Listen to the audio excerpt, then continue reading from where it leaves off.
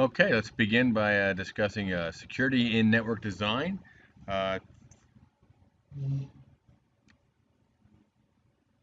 in this chapter, what I'm hoping to accomplish is that you'll be able to describe the functions and the features of various network security devices, be able to implement security precautions on a switch, and track the process of authentication, authorization, and then let's not ever forget that we have to be able to audit our networks to find out what's going on and who did what.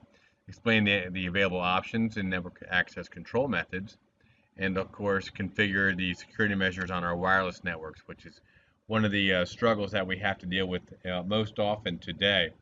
In the previous chapter, we began our discussion of network security with an exploration of threats to the network, physical security, security policies for the users. Uh, Typical network user will likely be exposed to all these things at some point, even in a non-IT career. So what we're going to discuss here is we're going to dig behind the scenes to see what security precautions IT professionals need to implement on a network and to help keep it secure. And we're going to start off our discussion by talking about the different types of network security devices that we're going to run into. One of the devices on a network that are designed specifically, or many devices on our networks are, they are designed specifically with network security in mind. Uh, Others primarily serve non-security purposes, and but yet are outfitted with significant security features and abilities. Proxy servers and ACLs on network devices are examples of non-security devices that have security features. So first, let's talk about the proxy server. Okay? Proxy servers are used to basically, if you think about it, what a proxy does, it's used to go out and get something for someone else, or for example, like a proxy vote. Okay, a vote will be done in the stead of someone who can't vote for themselves. So one approach to enhancing network security is to add a proxy server. It acts as an intermediary between the external and the internal networks. Proxy servers manage security at the application layer of the OSI reference model. Now, although the servers only provide low-grade security relative to other security devices, they can help prevent an attack on internal network resources, such as web servers or web clients. I, in the past, have used proxy servers as an intermediary for my clients to be able to go out and access the World Wide Web. Um, for example, it acted as my web filter. So in order for a user to be able to go out to the web, they had to log into my proxy server, which was then communicating to the web filter, and then all traffic and information was then logged at that point. Um, to understand how proxy servers work, think of a secure data on a server as the president and the proxy server as a Secretary of State. So rather than have the president risk his safety by leaving the country, the Secretary of State travels abroad, speaks for the president, and gathers information on the president's behalf. So although a proxy server appears to the outside world as an internal network server, in reality it is merely another filtering device for the internal LAN. One of its most important functions is preventing the outside world from discovering the addresses of the internal network.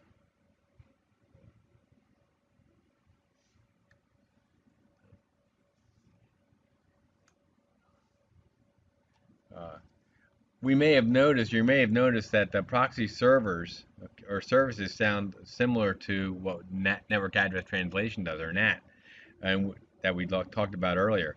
However, they do differ significantly. You've already learned that proxy servers can provide some content filtering, which is possible because they function at the application layer.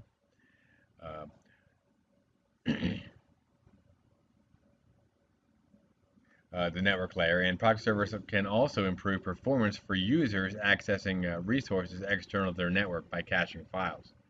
So, for example, a proxy server situated between a LAN and an external web server can be configured to save recently viewed web pages.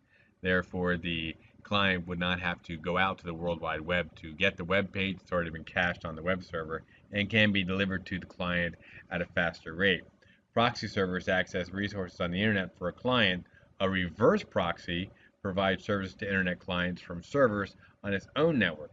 And in this case, the Reverse proxy provides identity protection for the server rather than the client, as well as some amount of application layer and firewall protection. The reverse proxies are particularly useful when multiple web servers are accessed through the same public IP address. Okay. Now we need to talk about access controls, access control lists. Okay.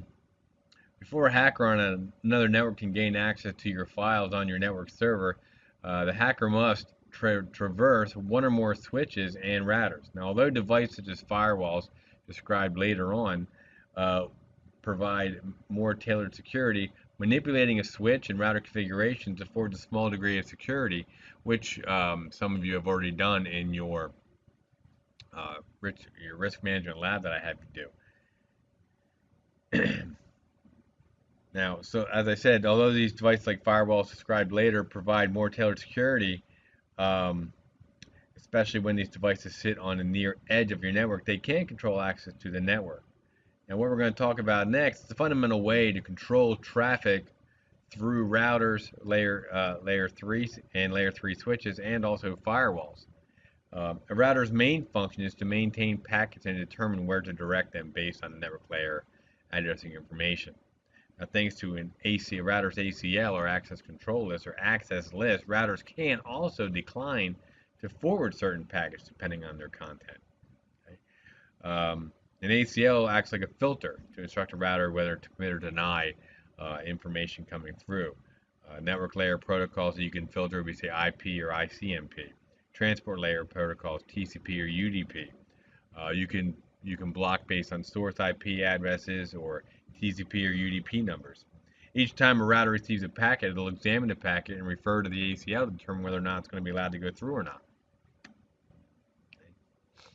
On most routers, each interface must be assigned a separate ACL, and the ACLs are then applied to the interface on maybe an inbound or an outbound direction. We can have each interface can have one ACL applied to it inbound, and one ACL applied to it outbound, and also an ACL applied to it per protocol. Now, when we're talking about protocols, we are talking about whether or not it's IP version 4 or IP version 6. On most routers, each interface must be assigned a separate ACL. Okay? And different ACLs are then associated with the inbound and outbound traffic. The access list command is used to assign a statement to an already installed ACL. The command must identify the ACL and include a permit or deny argument. So an example would be access list ACL to permit ICMP any. Right? So I'm permitting ICMP to any network. Or we could say deny ICMP. So I'm going to deny pings from going to or from my networks. Okay? ACLs do not affect router performance. The more statements or tests a router must scan, the more time will take for a router to act. So I'm sorry, ACLs do affect router performance, which is just obvious. The more work it has to go through,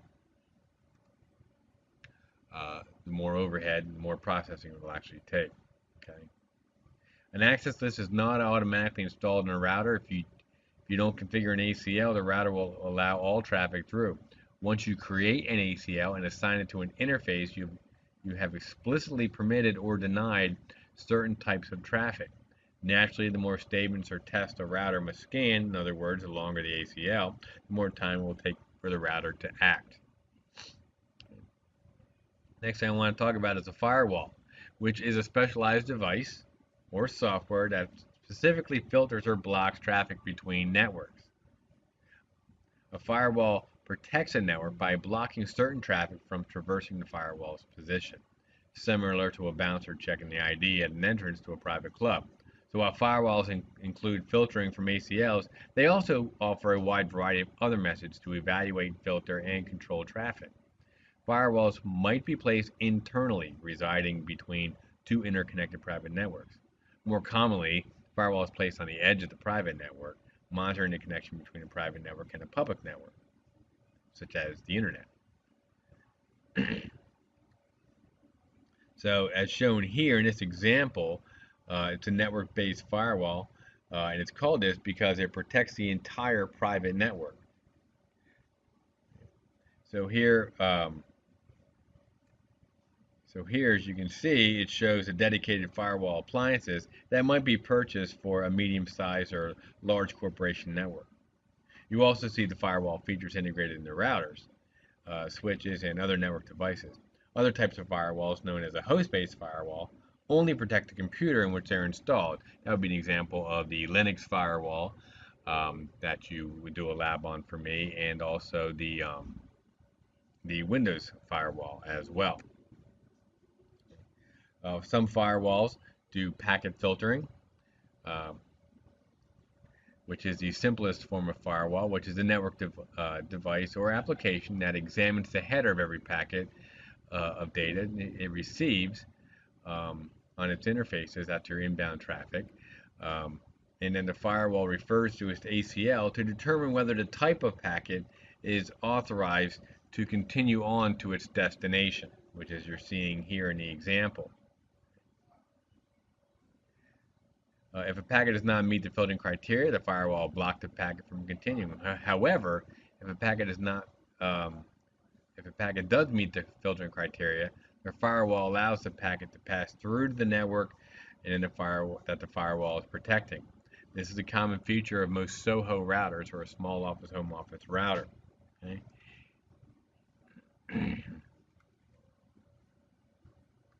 Okay. So what we're looking at here shows the firewall filtering traffic that comes into the LAN from the internet, and also traffic that goes out of the LAN to the internet.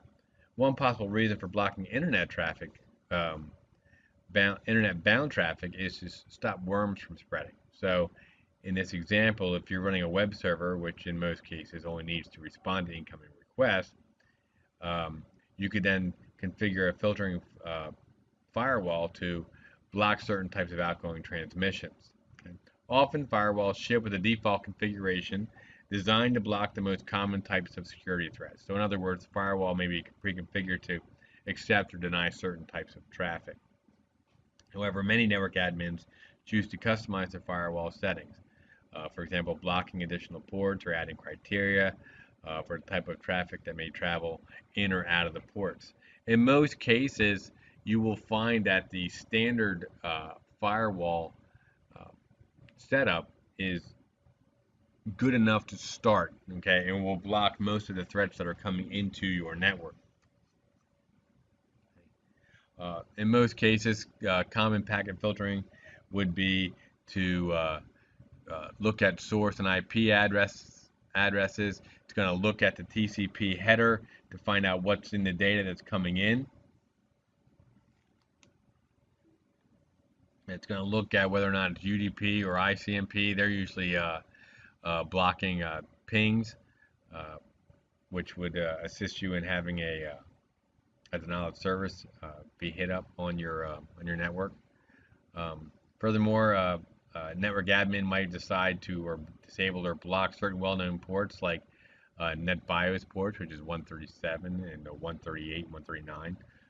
Blocking ports prevents any user from connecting to or completing a transmission. So maybe you want to block Telnet port 23, which is an insecure port.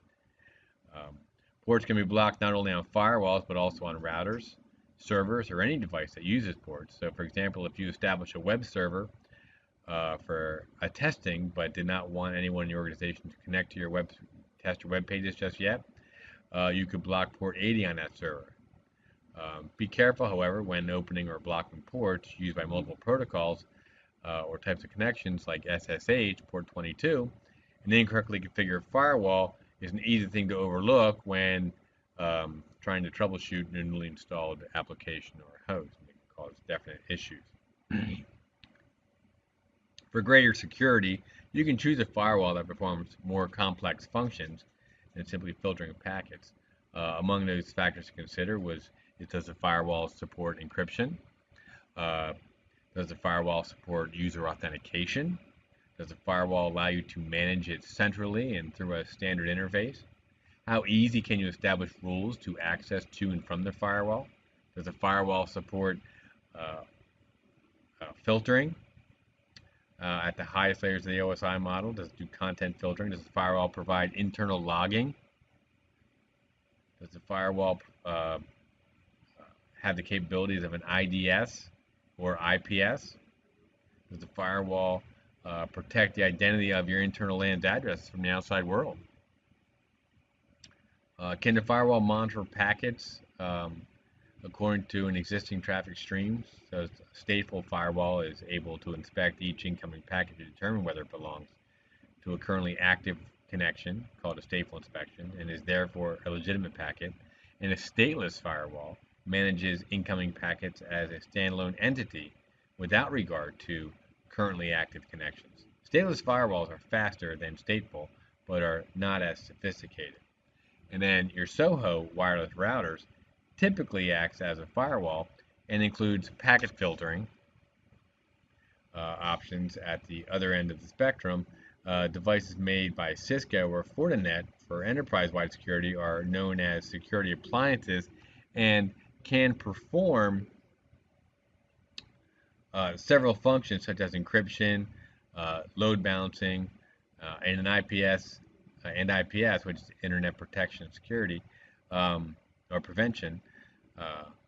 In addition to packet filtering, examples of software that enable a computer to act as a packet filtering firewall include IP tables, command line firewall utility for Linux, zone alarm, Komodo firewall, and some operating systems like Windows 10 also include a firewall.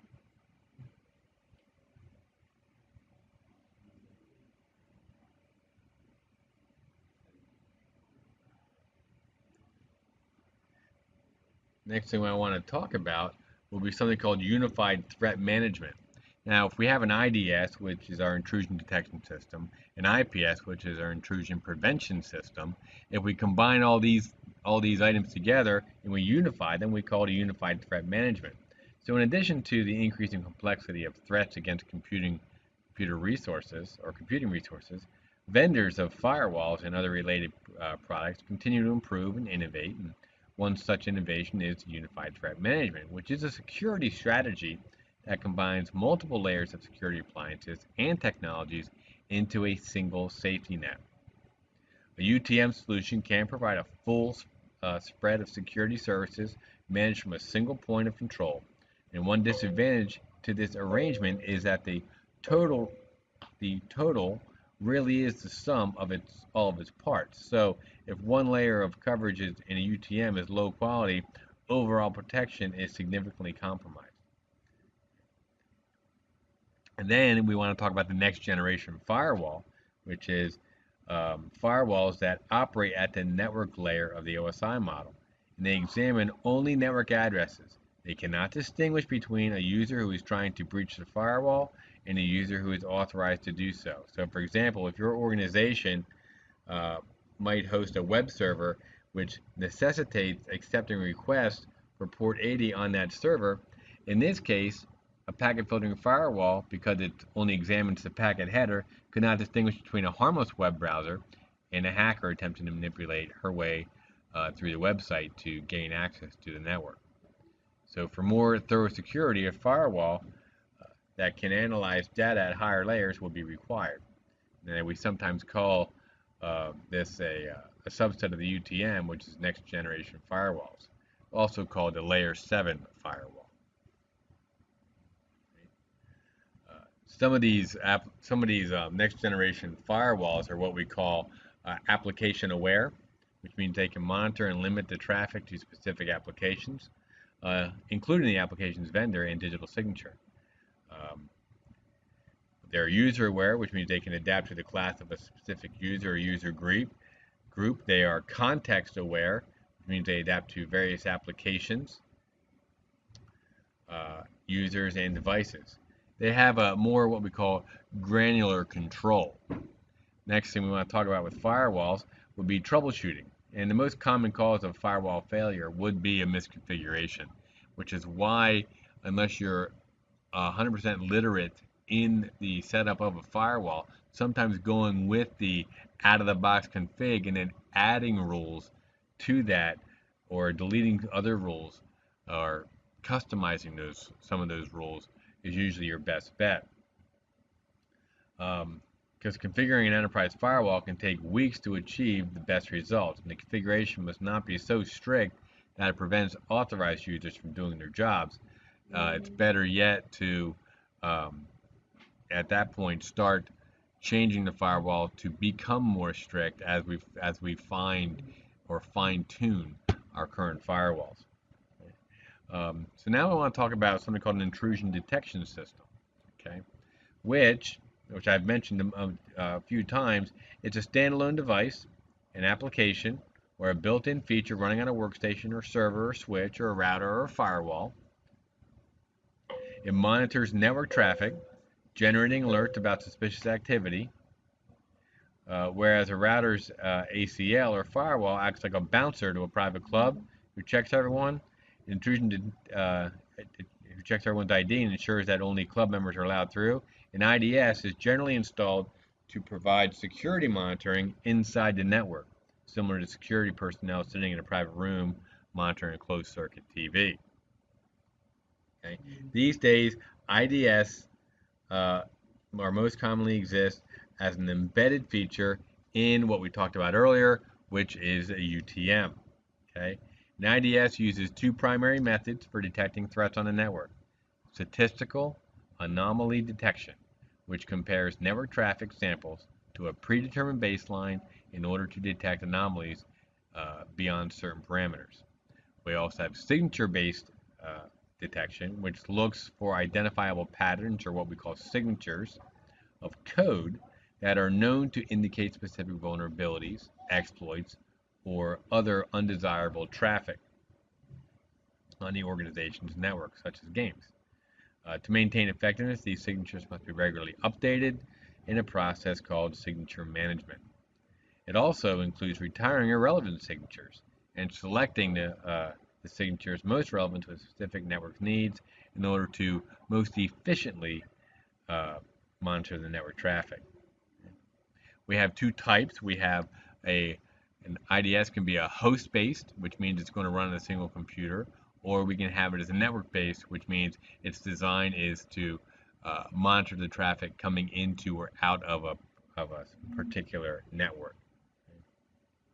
Another thing that we want to monitor or look at will be a port mirror, which means it gives us the ability to make a copy of all traffic on one port and send it to what's called a monitoring port. So if you're suspecting particular traffic to be an issue, then in that case you can do port mirroring. Port mirroring works best if you want to monitor traffic, all your incoming traffic on your network. One of the biggest problems that we have with an IDS would be a false positive, okay? Which means we saw things that we wanted to come in, but they were incorrect, or vice versa. Okay? Next, I want to talk about is an IPS, okay? Because an IDS only detects and logs suspicious activity. The IPS can actually prevent, right? So suspicious activity from happening. So it's a stand-in line between the attacker and a targeted host or network. It prevents traffic from reaching the network or host. In an IDS, if an IDS is similar to security personnel using closed circuit cameras to monitor a private club, an IPS would be similar to security personnel walking around the club, available to escort unruly patrons out of the club. IPSs were originally designed as a more comprehensive traffic analysis and protection tool than firewalls. However, firewalls have evolved, and as a result, the difference between a firewall and an IPS have diminished. Because an IPS stands in line with network traffic, it can stop that traffic. So, for example, if an IPS detects a hacker attempting to flood a network with traffic, it can then prevent the traffic from proceeding to the network. Thereafter, the IPS might quarantine that malicious user based on the sending device's IP addresses. And at the same time, the IPS will continue to allow valid traffic through the system. Okay.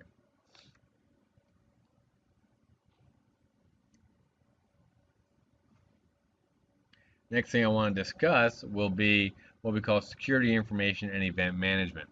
Now here we have our IDS, our IPS, and our firewalls, and our proxy servers, and they all generate a great deal of data that is stored in logs and must then be monitored and analyzed in order to be of any particular use in real time. A security information event management system can be configured to evaluate all that data, looking for significant events that require attention from the IT staff according to predefined rules. When one of these rules is triggered, has triggered an alert, it is generated and logged by the system. So if programmed to do so, a notification is then sent to IT personnel via email or text or some other method, and then the challenge is then to find the right balance between sensitivity and then workload. So, for example, the security information event management that isn't sensitive enough will miss critical events and require a response. However, a few hundred notifications per day will quickly overwhelm IT staff, and they can't possibly respond to that many alerts. So, for the effectiveness to work, it's partly determined by how much storage space is allocated for the generated data, and also by the number of events it processes per second. So as for the amount of data storage space, consider all the devices such as switches, routers, servers, and security systems that'll feed into the security information and event management system.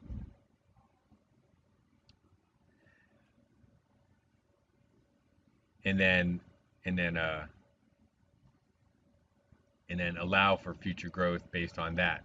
The network administrator can then fine-tune the rules for the system and then specific needs of the particular network by defining which events should then be triggered with responses. Okay. Next thing we want to talk about is switch management. Okay, with switch management, okay, since we've already learned a lot about how switches work, such as when supporting VLANs on a network. However, the responsibility of switch management extends well beyond the tasks associated with connecting devices and configuring the VLANs. As networks rely increasingly on VLANs and other switch-based technologies, managed switches and layer 3 switches will play a much more critical role in an enterprise environment. So at the same time, switch security becomes more important and much more complex. Factor in protecting a network's resources. In this section, we're going to look at how paths between switches are managed, and then we'll examine switch security concerns both at the physical layer and the more abstract data link and network layers. So if we look at the switch path management, so suppose you design an enterprise-wide network with several interconnected switches, as we see here in the example, and to make the network more fault tolerant, you install multiple or redundant switches at critical junctures. And the redundancy allows the data option of the data traveling through more than one switch toward its destination, and makes your network less vulnerable to hardware malfunctions. So for example, if one switch suffers a power supply failure, traffic can reroute through a second switch. Your network might look something like the figure here, where several fast and powerful multi-layer switches work together at the core of the network, and then workgroup switches, which are layer 2 switches, connect directly to the endpoints. So a potential problem with this network would have to do with the traffic loops. So what if a server attached to switch E issues a broadcast frame, which switch E then reissues to all of its ports except the port in which it was attached. In that case, switch E will issue the broadcast frame to switches A and then C, which will then reissue the broadcast frame to switches B and D, and to each other, and so on. And if in some limited, which if not limited in some way, these redundant broadcast domains are going to end up flooding the network, and then the high traffic volume will severely impair network performance, if not bring the network down. To eliminate the possibility of this and other types of traffic loops, we have a little something called spanning tree protocol, or STP. It was developed by Radia Perlman at Digital Equipment Corporation in 1985, and then was adopted by the IEEE in 1990. The first iteration of STP defined in IEEE 802.1d functions at the data link layer, and it prevents traffic loops, also called switching loops, by calculating paths that avoid potential loops, and then by artificially blocking the links that will complete the loop. STP can adapt to changes in the network. So, for instance, if a switch is removed, STP will recalculate the best loop free data path between the remaining switches. So, how does STP select and enforce switching paths on a network? You want to consider the following process. Okay, one, STP is going to have to set up something called a root bridge. Now, a root bridge is a master bridge, which will provide the basis for all subsequent path calculations. Only one root bridge can exist on a network, and then from this root bridge, a series of logical branches or data paths emanate like branches of a tree. The STP then selects the root bridge based on its bridge ID.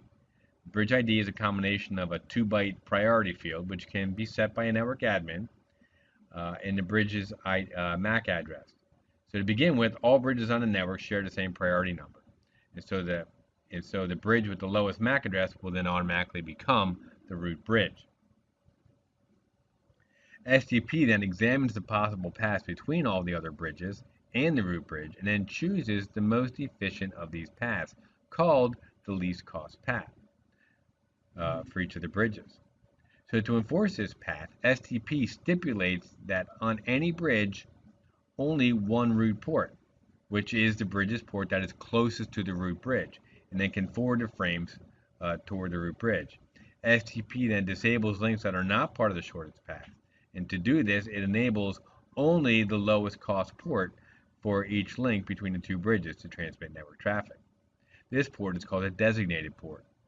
All ports can, however, continue to receive STP information. So here we can see a switch network that with certain paths selected and others blocked by STP. So in this drawing, root ports pointing toward the root bridge are labeled RP, and designated ports pointing downstream from the root bridge are labeled DP. So for example, traffic from the root bridge switch E going to switch B will be forwarded through switches C and A, even though switch B is also connected to switches D and F. STP has limited the logical traffic pathway to only go through switches C and A. So now suppose switch A were to fail. The STP would automatically adapt by choosing a different logical pathway for frames destined to switch B.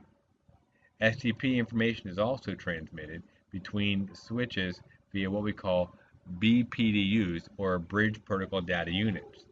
To protect the integrity of STP paths and the information transmitted by these BPDUs, some security precautions must be configured on STP-enabled interfaces, including the following. BPDPU guard, which blocks the BPDUs on any port serving network hosts, such as workstations and servers, and thereby ensures these devices aren't considered as possible paths. These guards are also enhance security by preventing a rogue switch or computer connected to one of these ports from hijacking the network's STP paths.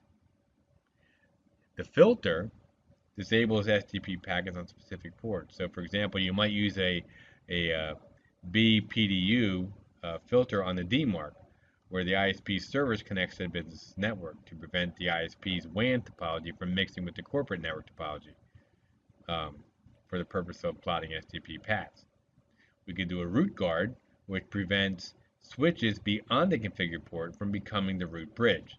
Now, for example, an ISP might configure a root guard on an interface facing a customer's network to ensure that none of the customer's switches becomes the ISP's root bridge.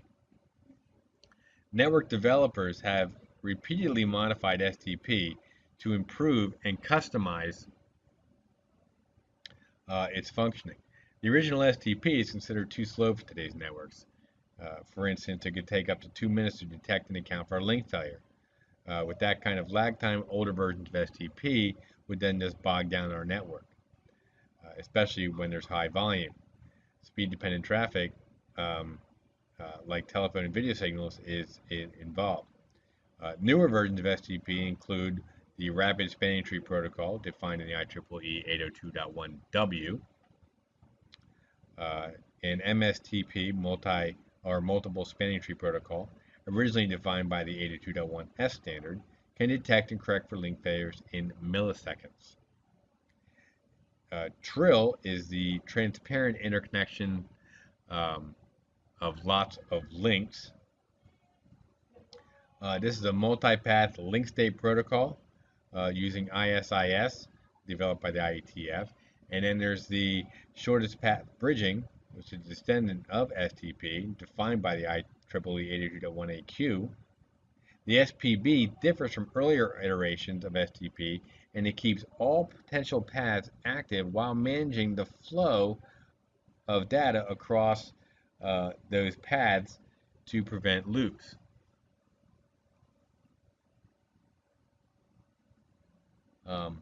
Some switch manufacturers, such as Cisco and Extreme Networks, have designed proprietary versions of STP and are optimized to work most efficiently with their own equipment. Next, we want to talk about switch port security. Switch port security on an unused switch or router or server port can be accessed and exploited by hackers if they are not disabled. So, for example, a router's configuration port could be exploited via telnet if it's not adequately secured. Unused physical and virtual ports on switches and other network devices should be disabled until needed. You can do this on Cisco, Huawei, and Arista routers and switches with the shutdown command. Now, to enable them again, you have to do a no shutdown command and use the undo shutdown on Huawei devices. On a Juniper device, the corresponding command would be disable or enable.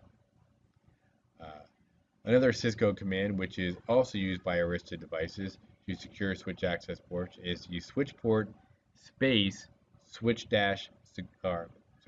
port space port dash security, or just port security on the Huawei switch.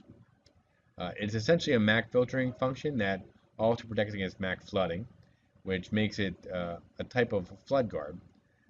Acceptable MAC addresses are stored in the MAC address table, which can be configured manually or dynamically from its default of 1 up to a maximum number of devices as determined by the network administrator.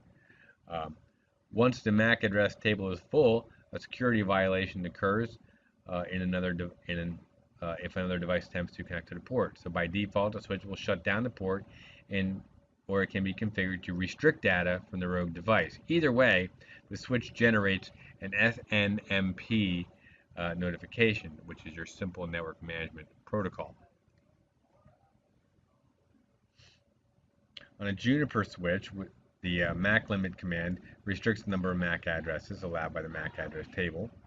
On many Huawei, Arista, Juniper, and Cisco, and similar devices offered a type of flood guard known as a storm control that protects against flooding attacks from broadcast and multicast traffic.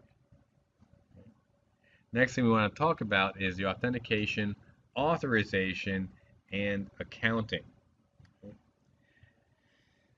Here we wanted to talk about what we call the 3 A's. Okay, authentication, in this case, user authentication, is the process of verifying a user's credentials, typically username and password, to grant a user access to secured resources on a system or network. In other words, it's saying, who are you? The authorization, once a user has access to the network, the authorization process determines what the user can and cannot do with network resources.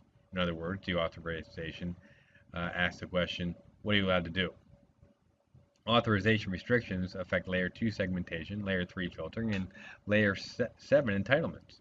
So for example, the VLAN you're assigned to, what servers or databases can you access? What commands can you run on a device? In the accounting piece, the accounting system logs users access, activities on the network. In other words, accounting asks, what did you do? The records that are kept in these logs are later audited either internally or by an outside entity to ensure compliance with existing organizational rules. or external laws and requirements. For example, if you were to look at your standard um, Windows event log viewer or event viewer, you can see in there on the auditing section all the different items that have come through.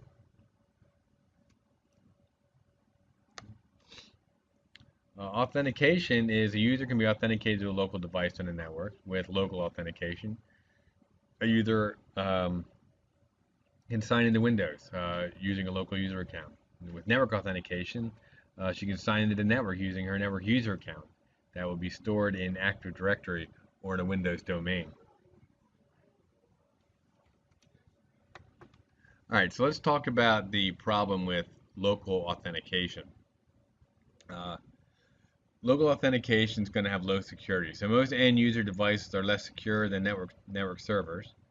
A hacker can attempt a brute force attack or other workaround to a single device if those same credentials are used on other devices. Then all those devices are compromised. Also, local authentication does not allow for remotely locking down a user account. And then convenience. Well, that's going to vary.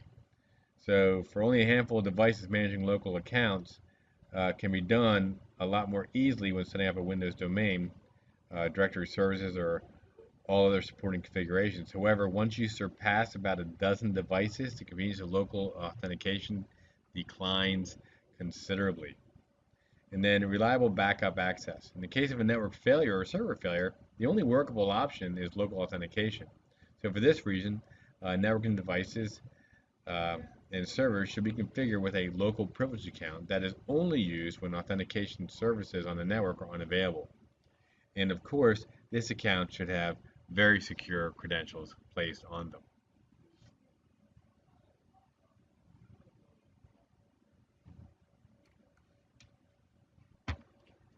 So now with local authentication, every computer workstation or server on the network is responsible for securing its own resources.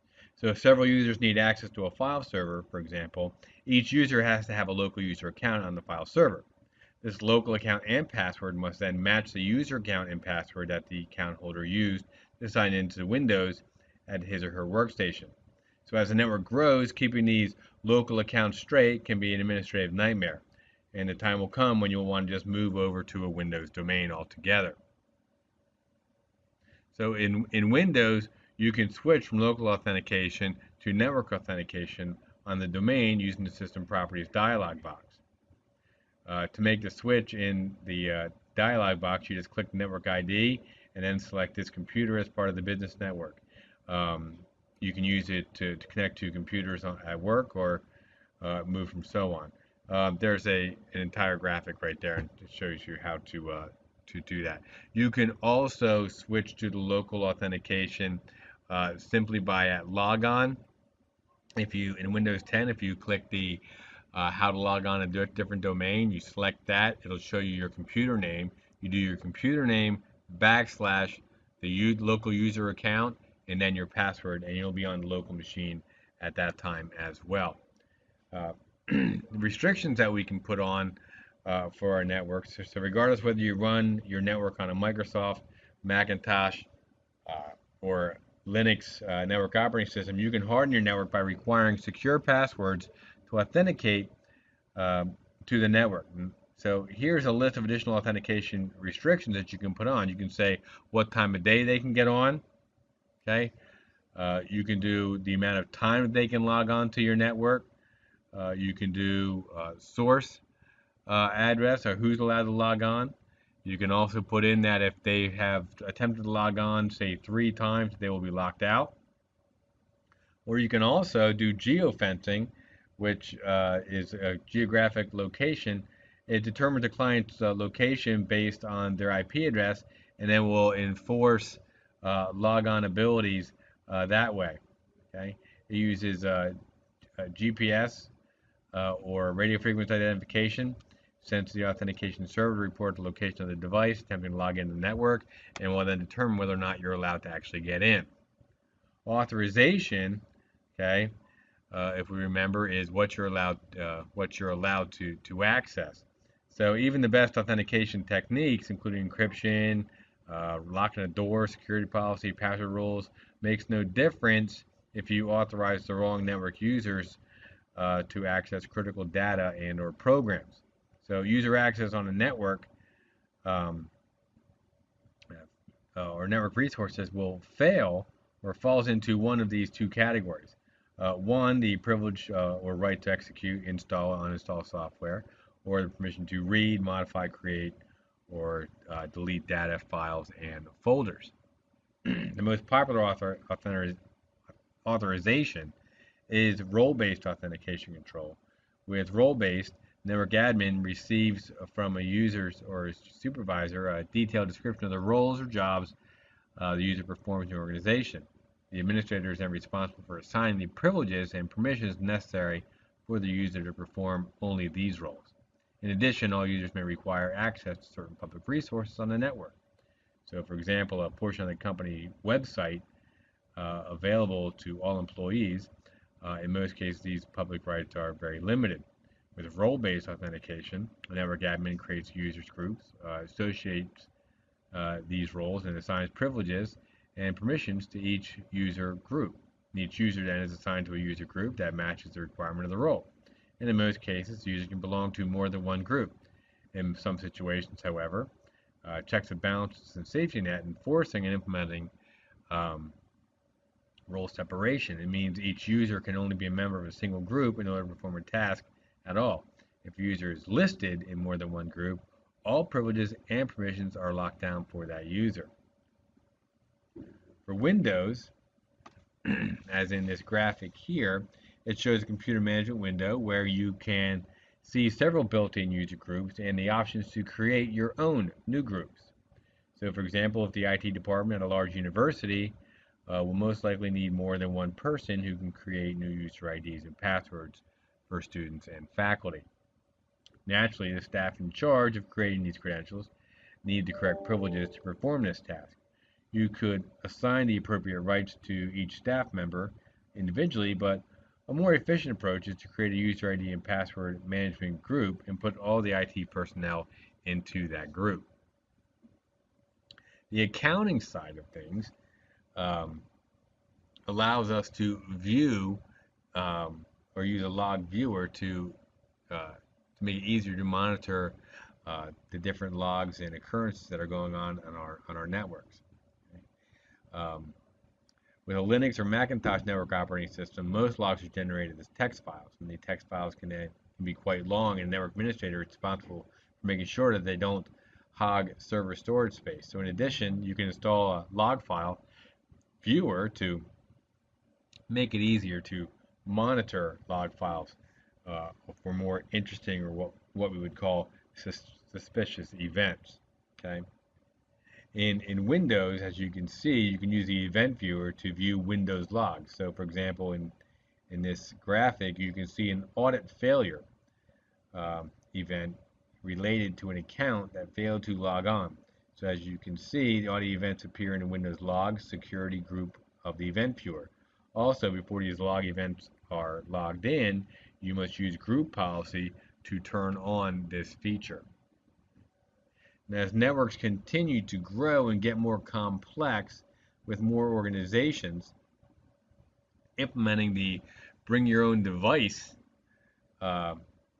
environments, administrators have struggled with the need to balance network access with network security.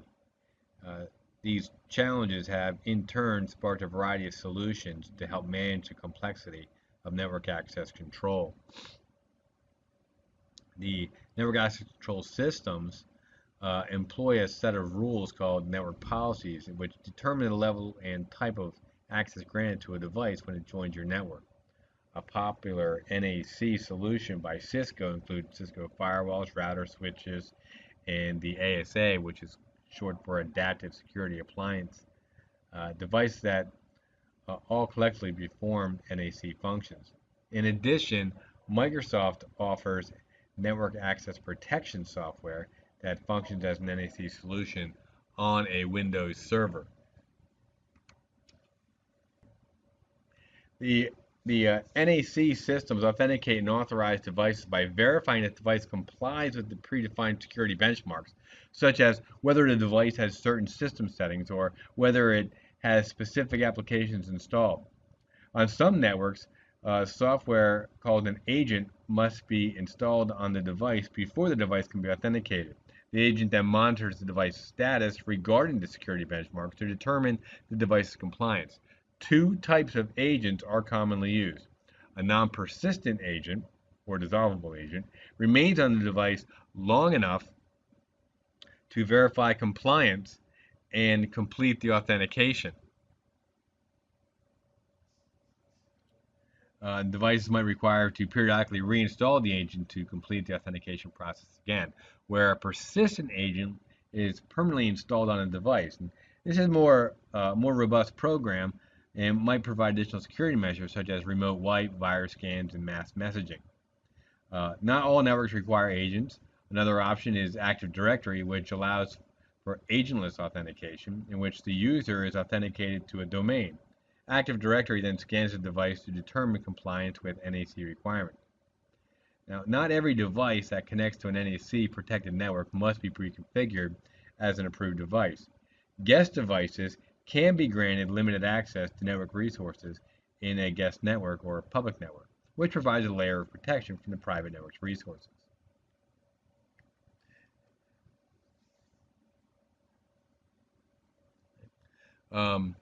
Authentication protocols and the computer rules are basically the rules that computers file to would be to accomplish their authentication, and one of these would be directory services.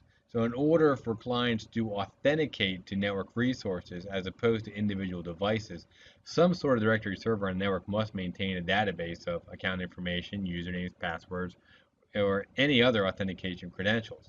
Often this is accomplished in Active Directory for Microsoft Windows, or something like Linux focused, like would be Open LDAP, or 389 directory server.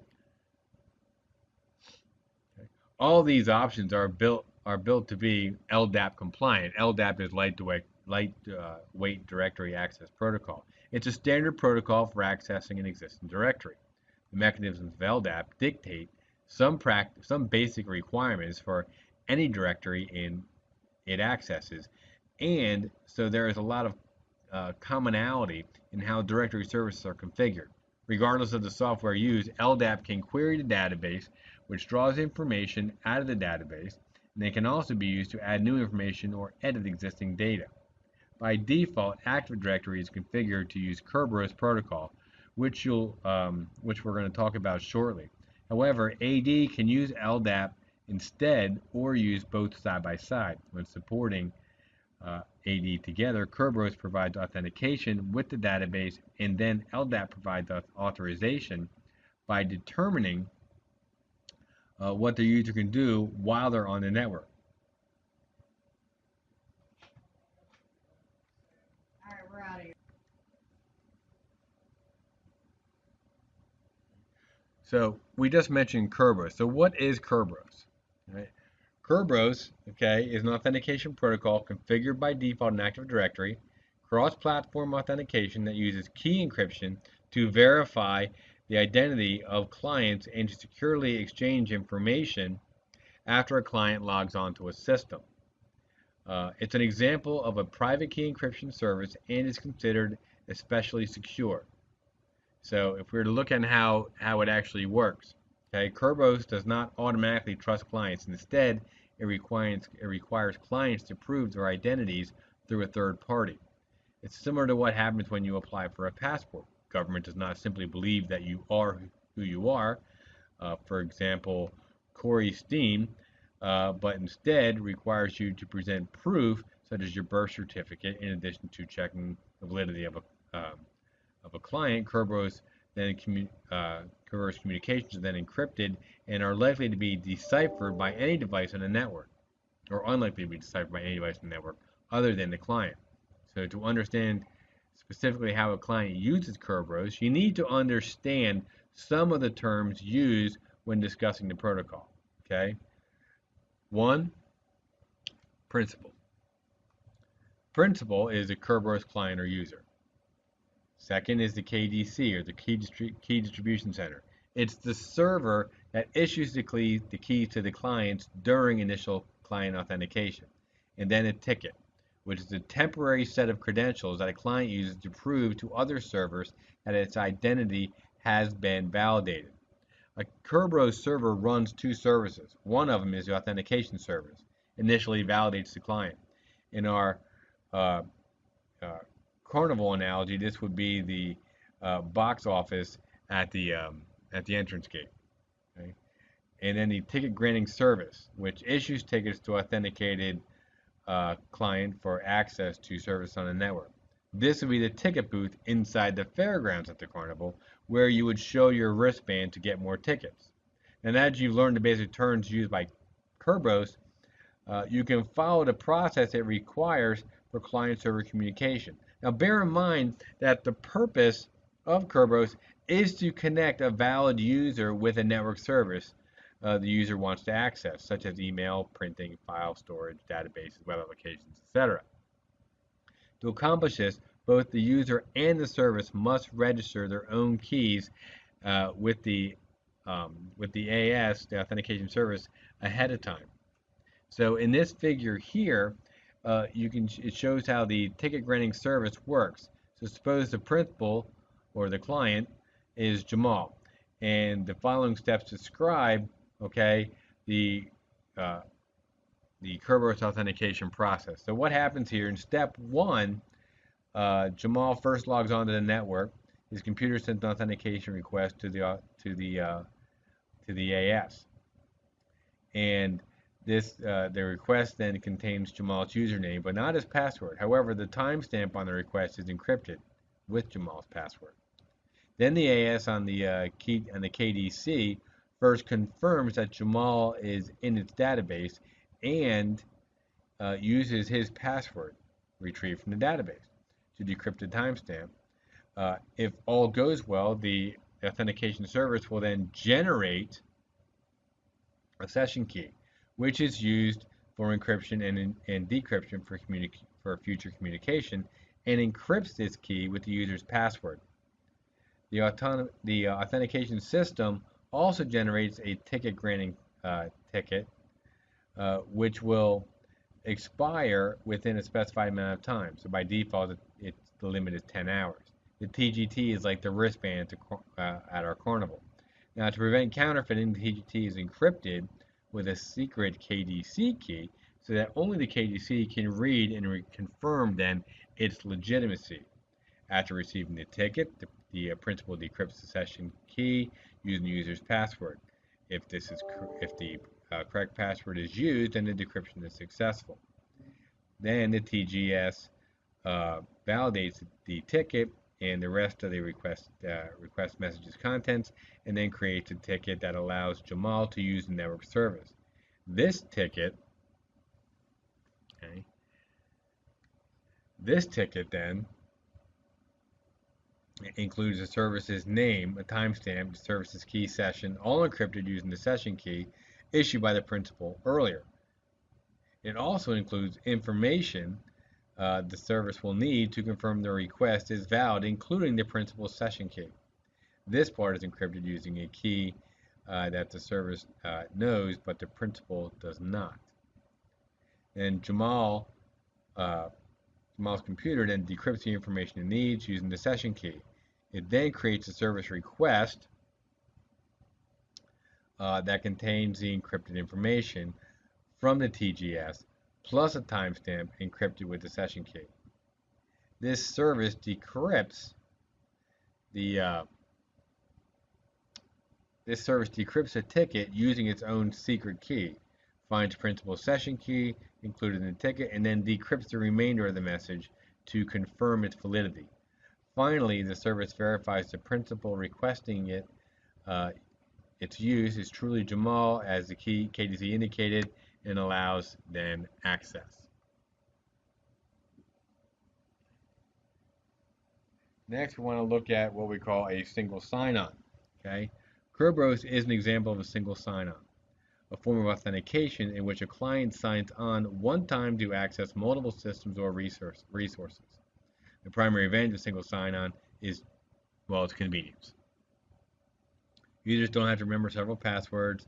Network administrator can limit the time they devote to password management, but the biggest disadvantage is a single sign-on is that once the obstacle is authenticated and cleared, the user has access to numerous resources. Okay?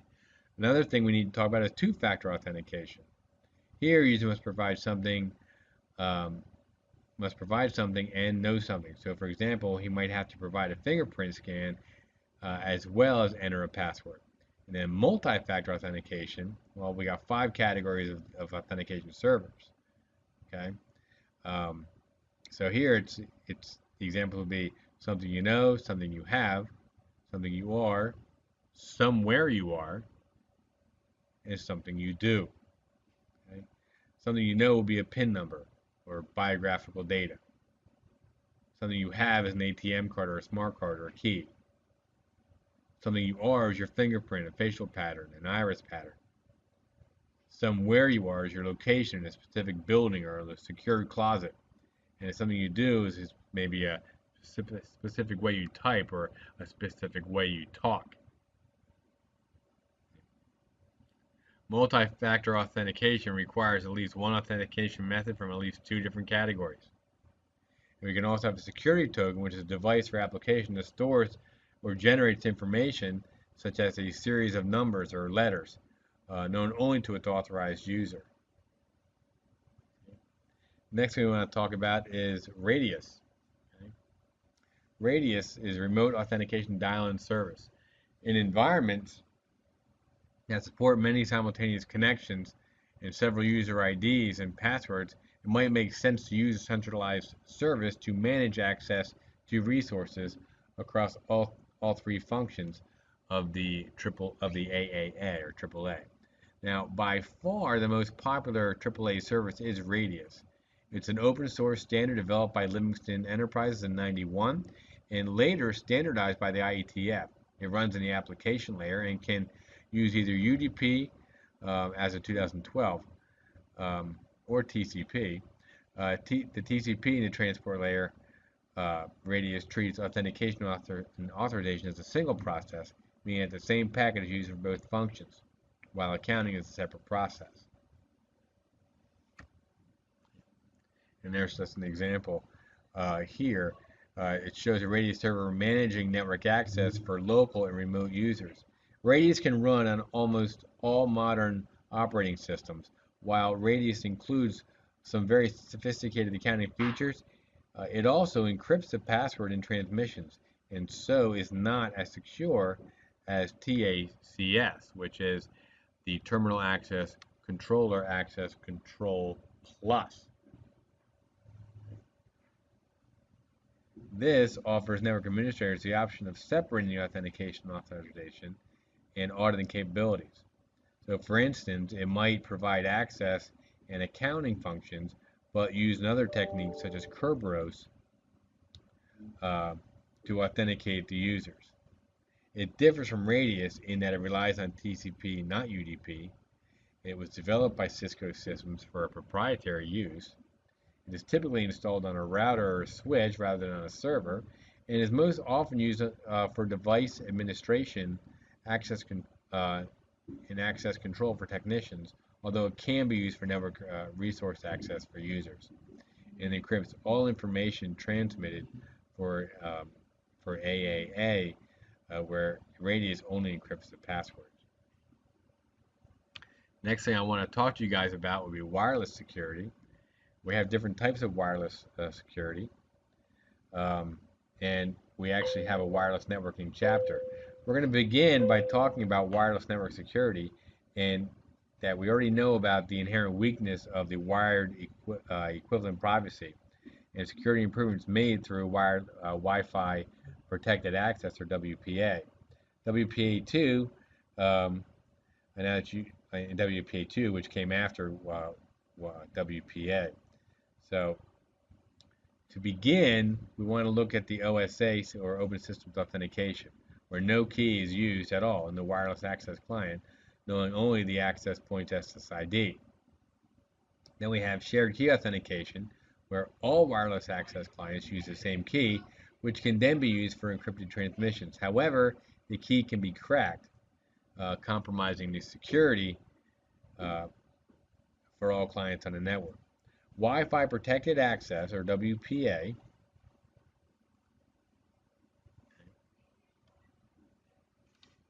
uses something called a temporal key integration integrity protocol, or pronounced TKIP, to improve security for legacy web-based systems.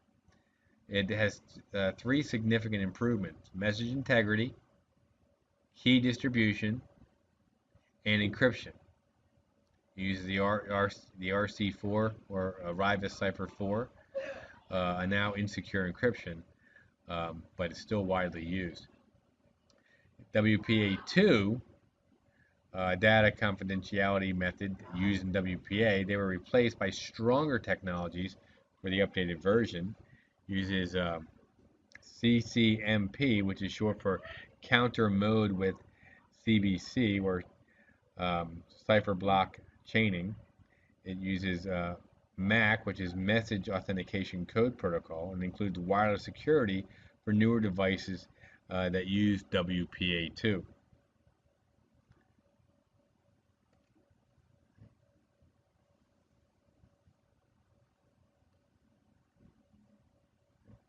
If we take a look at the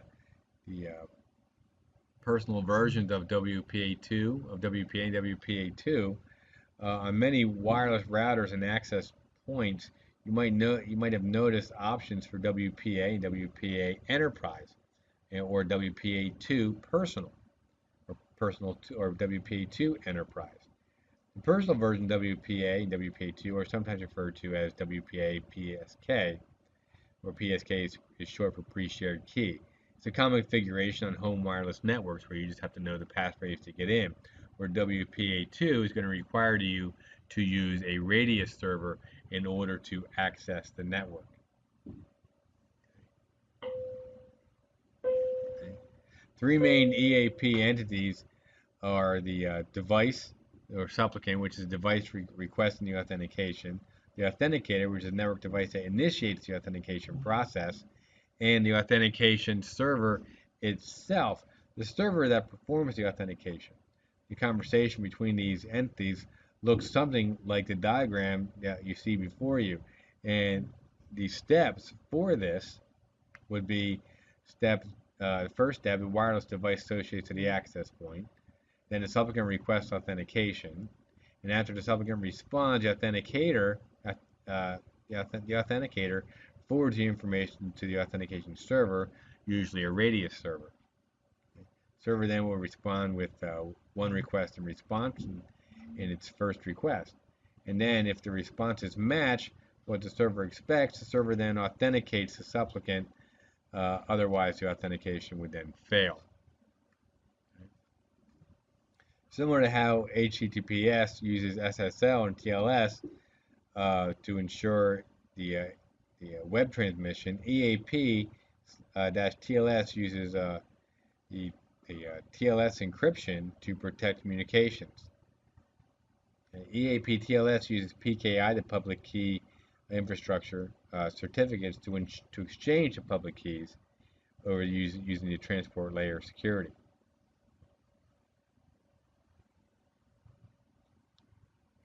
Here you can see the addition of a certificate authority to the network to help manage the certificates needed to the EAP TLS. If we use the protected EAP, creates an encrypted TLS tunnel between the supplicant and the server before proceeding with the usual EAP process. Here, the PEAP is called the outer method, and then another form of EAP is used in the inner method, which is a process that occurs inside a protected tunnel. We have EAP Fast, which is the EAP flexible authentication via secure tunneling. It's a form of tunneled EAP. And it was developed by Cisco and works similarly to PEAP, except that it's faster. And that concludes our chapter 10. I know it was long, but it is a needed uh, chapter, especially for those of you who are looking to pass your CCENT exams, your Network Plus exams, or even your NOCTI certifications. So if you have any questions, you can see me or just refer back to the video. I would suggest taking notes on this. As many of you know, I am a firm believer in that we remember what we write and not just what we read or hear in this case.